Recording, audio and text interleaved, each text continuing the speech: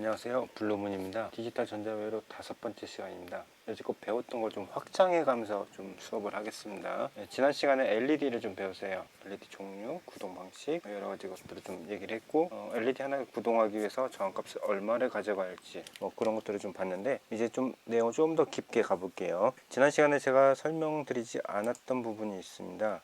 이제 지난 시간에 보셨던 브라이트사의 BLB5141 요거는 설명을 드렸어요. IF 포워드 커런트라고 해서 맥시멈 값이 이 포워드 커런트를 넘으면 안 된다고 해서 15mA를 흐르면 안 된다라고 얘기를 했어요. 그래서 회로에서 300ohm을 잡아줬었고요. 이거 기억나시죠? 네, 모르시면은 전 강의를 다시 한번 보세요. 피크 포워드 커런트가 있습니다. 50mA. 이게 뭔 얘기야? 맥시멈을 해서 15mA를 넘으면 안 된다고 되어 있는데 피크치라는 게 또 존재한다는 얘기예요. 이게 무슨 얘기일까요? 이런 얘기가 있어요. 실무적으로 이게 지난 시간에 보셨던 회로잖아요. 지난 시간에 300ohm을 연결해서 LED를 켜면은 이 LED는 분명히 구동을 해요. 이 배터리 전압이 5V였죠. 분명히 구동을 하는데 너무 어두워요. 그러니까 이 어둡다는 얘기가 뭐냐면은 5V 배터리를 구동했을 때 단순하게 푸시 스위치를 눌러서 ON을 시켰을 때는 밝기가 정상으로 나옵니다. 오프를 시키면 당연히 꺼지겠죠. 그러나 이거를 이런 펄스 형태로 신호를 주게 되면은 이 푸시 스위치를 ON을 했다가 오프를 했다가 이걸 반복을 하는 거죠. ON 오프를 반복을 하게 되면 LED가 ON이 됐다가 오프가 되겠죠. 이 과정을 반복을 하게 되겠죠. 제가 이 얘기를 왜 하느냐면은 더트 매트릭스 LED를 했어요. 이 더트 매트릭스 LED를 구동을 할 때 제가 지난 시간에 칼럼 단위 또는 로우 단위로 이렇게 제어를 한다고 했어요. 그러니까 ON, 그 다음에 오프 시에 얘를 다시 또 ON 해주고 얘가 오프 시에 세 번째 가 ON이 되고 다 결국은 잔상효과죠.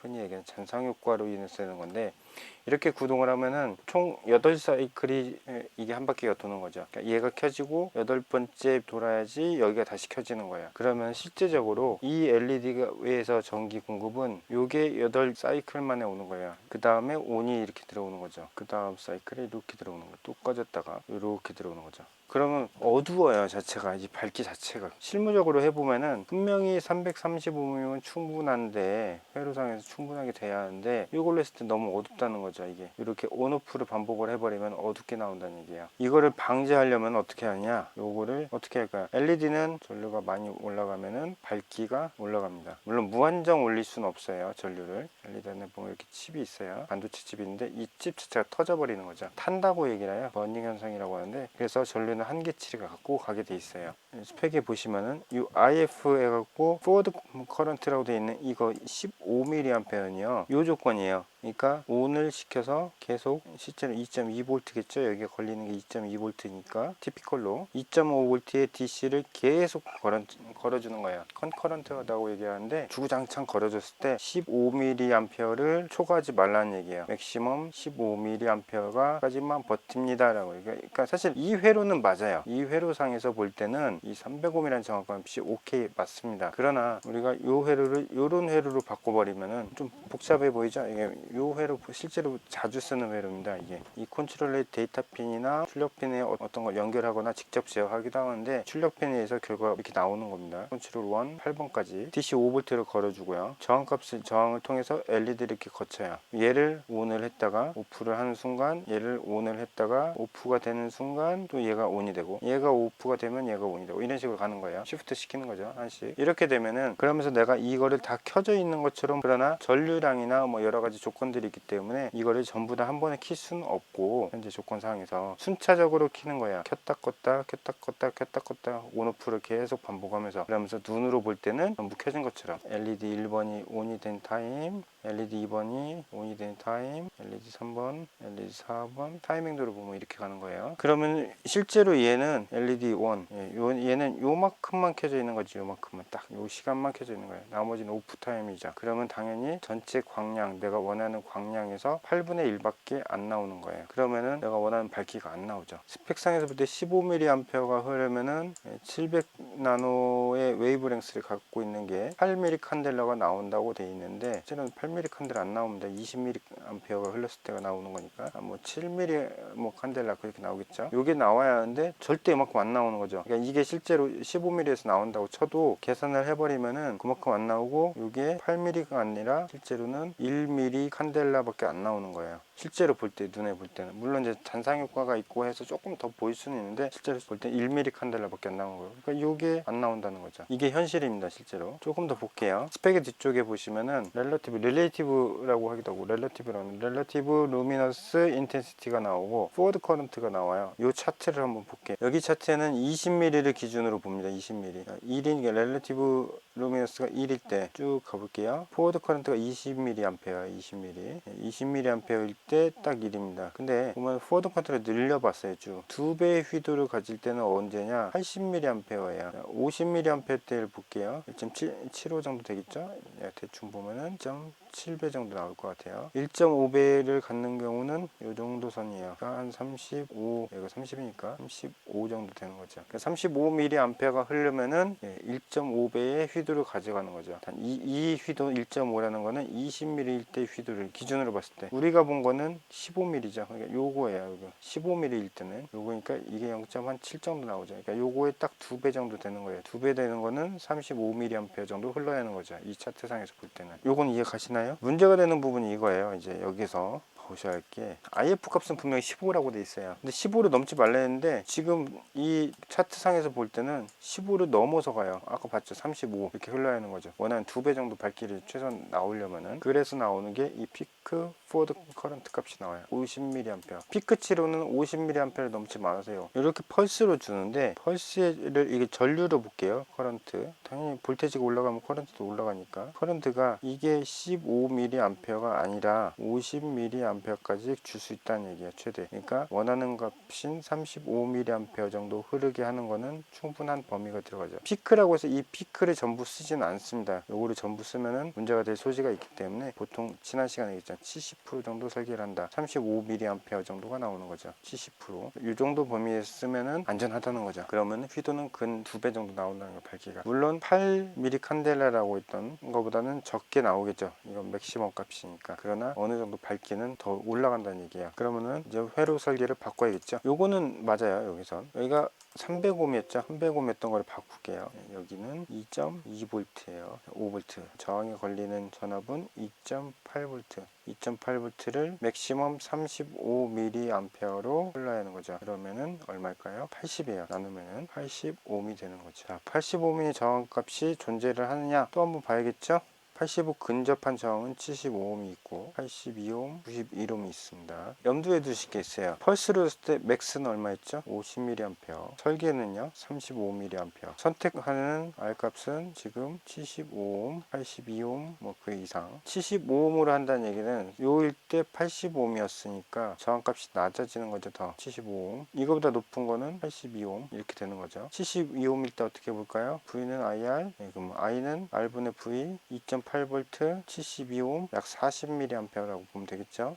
근사치로 볼 때 오차도 존재를 하겠죠. 72ohm에 5%짜리 J등급을 쓴다고 가정하면요. 1%짜리 쓸 때는 얘기가 좀 다르겠잖아. 나오겠지만 5% 쓴다면 대략 한 40mm 부분이 나올 거예요. 물론 이렇게 하면은 50mm 값보다 낫죠. 상관없죠. 그러니까 75ohm도 오케이고 82ohm은 당연히 더 오케이겠죠. 그러나 우리가 지금 원하는 거는 더 밝게요. 목적이 다릅니다. 더 밝게. 그러니까 75ohm을 선택을 하는 거예요. 이럴 때는. 이해 가세요? 왜? 요거를 좀 더 높여주는 거예요. 커런트를. 자, 아까 제가 말씀드린 70% 정도의 설계를 한다라고 가 일반적인 노멀 값인데 40mm를 하면은 80%까지 설계를 하는 거예요. 조금 타이트하긴 해지죠. 90% 설계할 수도 있습니다. 좀 더 타이트해질 수 있어요. 100%를 기준으로 봤을 때 100% 50mA, 얘는 45mA, 80은 40mA죠. 조금 타이트하게 가는 편이에요. 이렇게 가도 상관은 없습니다. 물론 안전빵으로 해서 82ohm으로 해서 70%보다 조금 더 낮춰도 되죠. 68%뭐 이렇게 낮춰도 되는 거예요. 상관없으나 우리가 원하는 건 더 밝기이기 때문에 조금 더 높입니다. 이 경우에는. 그래서 반대로 저항값을 조금 더 낮춰요.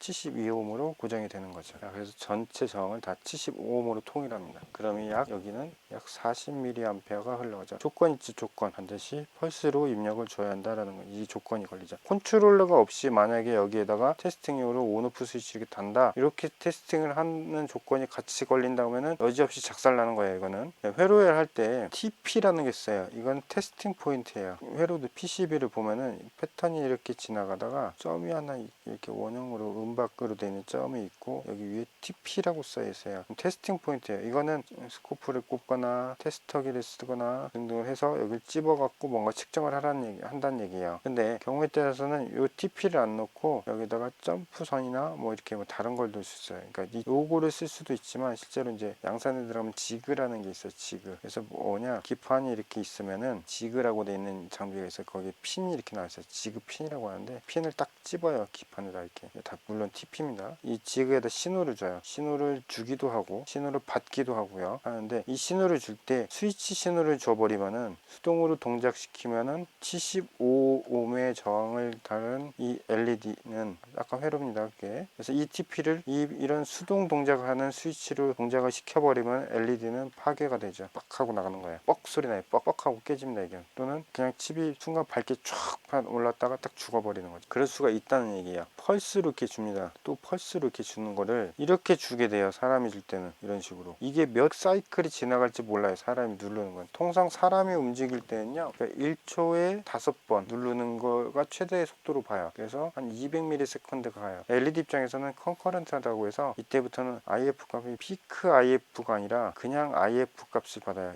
15mm 영향을. 그럼 어떻게 되죠? 터지겠죠. 재수입니다. 이건 이때부터는. 재수 없으면 터지는 거예요. 테스팅하다가. 그러니까 양산 테스트를 하거든요. 항상 PCB가 이제 생산이 되죠. 그러면 검수 과정을 거쳐요. 또 테스팅이라고 하는 검수 과정을 거쳐서 출고라고 하는데, 출고 또는 납품, 조립, 판매 이런 과정을 거친다고요. 여기 나가는데 검수 과정에서 오히려 에러가 생기는 거예요. 이때. 그래서 조심해야 하는 거예요. 그래서 이럴 때는 이 테스팅 포인트를 얘기를 할 때 여기다 테스팅 포인트를 이렇게 잡잖아요. 설치를 하면은 이 TP에다가 문서에다가 이 TP는 반드시 20ms 이내의 펄스로 입력을 하세요 라고 사양을 줘야 돼요. 이런 식으로 기록을 남겨줘야 하는 거예요. 요거는 따로 문서에다가. 문서가 좀 몇 가지가 생겨요. 이래서 여기도 마찬가지 TP라는 걸 테스팅 포인트를 잡게 되면 그렇게 됩니다. 통상 LED는 뭐 테스팅 포인트 잘 안 잡아요. 이렇게 보이기 때문에. 그러나 이제 그 참고 삼아 여기 중요한 파트 같은 경우는 이렇게 하는 거죠. 그래서 75ohm으로 해서 당첨을 시킵니다. 그러면은 얘는 펄스로 이렇게 한번 주고 쉬었다가 한번 주고, 다음 거는 이 다음 사이클에 주고 쉬다가 다음 사이클에 가도, 이렇게 요거를 반복을 해도 사람 눈에는 보이는 거죠. 다 켜진 걸로. 휘도는 아까 당연히 300ohm일 때보다 75ohm으로 가면 당연히 더 전류량이 증가하기 때문에 얼마 증가죠? 15mA 정도, 실제 10mA 정도 흘렀을까요? 10mA에서 약 40mA로 흘러가는 거죠. 그러면 차트상에서 볼 때는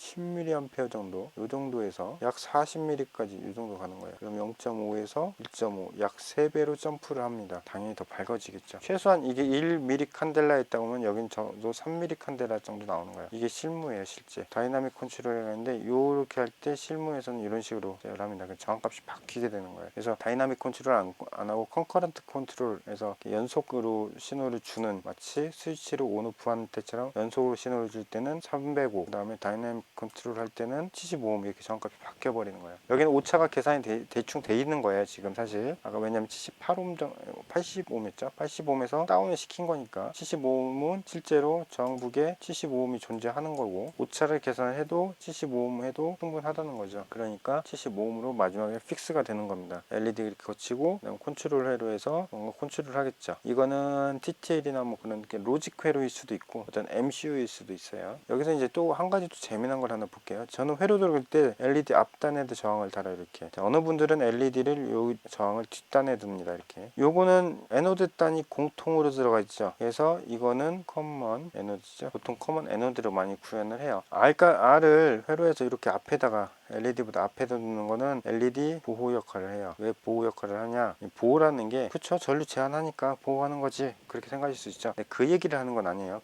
그거는 이미 우리가 전류 값을 제한을 했어요. 그래서 제한을 했기 때문에 이 보호 역할을 하고 조금 다른 개념이에요. 이 보호는 뭐냐? 전기에 과도한 전기가 들어가요. 첫 번째 케이스. 5V가 아니라 어떤 요인에서 이게 220V가 들어갔다 또는 200V가 들어갔다, 여기서 한번 걸러줍니다. 얘가 터지는 거죠. P 값이, 그러니까 파워 값이 넘어가 버리면 얘가 터지는 거예요. 한번 거치고 들어가기 때문에 LED는 좀 순상을 덜 집는 거예요. 두 번째, 이런 똑같은 얘기예요. 노이즈는 순간적으로 20배 이상의 전기가 들어가요. 5배가 들어갈 때도 있고요. 노이즈성 신호, 이런 식으로 가죠. 정상적으로는 이렇게 가야 할 게 이렇게 안 가고 하고 이렇게 치고 이렇게 가요. 이게 노이즈거든요. 이런 노이즈가 있었을 때도 저항값에서 어느 정도 걸러줍니다. 세 번째, R에는요, 교류일 때는 R 플러스 L 성분이 존재를 해요. 이런 과도하게 순간적으로 치는 거를 방지를 어느 정도 막아준다는 얘기고요. 이런 것들을 해주는 거를 댐핑한다고 이제 순간적으로 튀는 것들을 방지한다. 그래서 LED를 보호해줘요. 그리고 LED에 갈 때 이미 얘가 전류를 제한을 했잖아요, I를. 그 다음에 V도 어느 정도 제한을 해줘요. 제한을 하고 갔기 때문에 LED는 실제로 딱 필요한 애만큼 받아요. 그러나 반대로 LED가 먼저 이렇게 저항이 이렇게 커먼 에너지로 이렇게 DC 5V 이렇게 가면은 얘는 아무것도 걸러줄 게 없는 거죠. 바로 받는 거예요, 영향을. I하고 V가 바로 들어가는 거죠. 그러면은 얘는 요 뒷단이 어떻게 될지 몰라요. 얘가 저항이 타서 죽었을 수도 있고 쇼트가 날 수도 있는데, 이런 실무적인 현상이기 때문에 얘가 죽을 수가 있는 거죠. 그래서 댐핑 레지스터라고 해서 댐핑 값으로 여기다 잡는 거예요, 저항을. 그래서 LED를 설계할 때는 항상 전기가 오기 전에 LED 제한용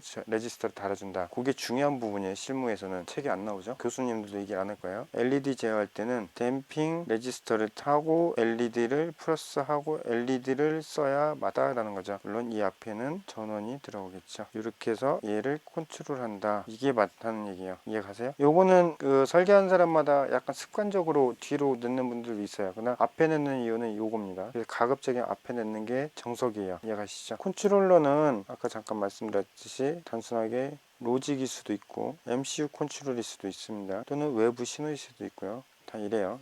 이렇다는 거. 그래서 해석하시면 되고요. 세븐 세그먼트 들어가지 말고 FND라고 얘기한다고 했죠. FND를 보면요.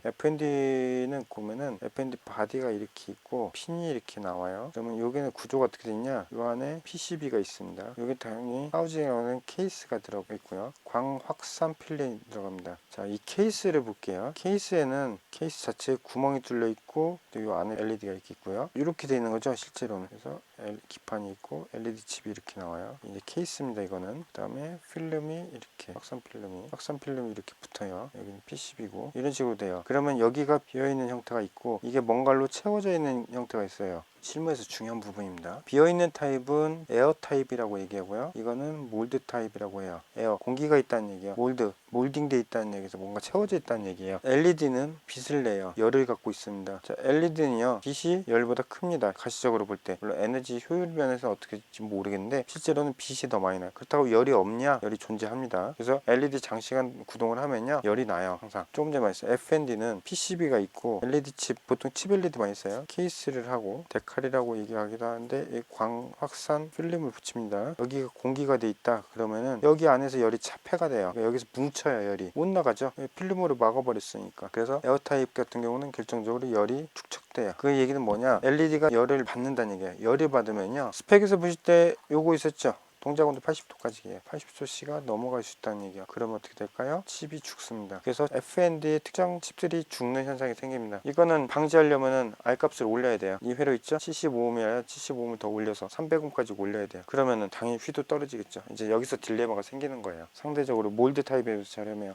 단점은 온도에 예민해진다. 자, 그럼 이걸 어떻게 해결을 하냐? 공기 순환을 좋게 해줘야 돼요. FND가 들어가 있는 장치에 공기 구멍을 만들어줘요. 그리고 팬을 달아서 열을 돌려줍니다. 그러면은 공기가 순환을 하면서 그나마 여기 표면에라도 열이 조금 있던 애들을 땡겨 가지죠. 그리고 얘는 바로 밀착 안 시키고 조금 공간을 줘요. 그러면은 이렇게 공기가 지나가겠죠. 그러면은 그나마 버텨줍니다. 그러나 이런 강제 순환 장치가 없거나 열 흐름이 좋지 않으면 FND는 여전히 나가요. 에어는 공기 흐름을 좋게 해줘야 한다. 이게 중요한 부분이에요. 올드 타입은 조금 더 튼튼해요. 구조는 똑같습니다. 얘 케이스고요. 하우징은 요건 PCB 칩 LED가 이렇게 올라가 있어요. 얘가 필름이라고 있죠. 광 확산 필름. 에폭스 수지 같은 걸로 이걸 채워놔요. 완전히 LED까지. 에폭시는 전기 전달은 하지 않아요. 1차 에폭시에서 열을 받아줘요. 흡수하고요. 에폭시하고 이 필름은 밀접되어 있기 때문에 열이 바로 빠져나가요. 여기서. 그래서 바로 방출이 됩니다. PCB에 바로 붙여도 상관이 없어요. 바로 붙일수록 더 좋습니다. 열이 PCB에서 흡수가 되니까, 방열이 되니까. 에폭시가 들어가기 때문에 가격이 더 올라가요. 이건 프라이스는 좀 더 높지만 수명은 깁니다. 우리가 원하는 효과는 얻을 수 있는 거죠. 그래서 저항값이 75ohm일 때도 충분히 버텨주는 게 되는 거죠. 물론 얘도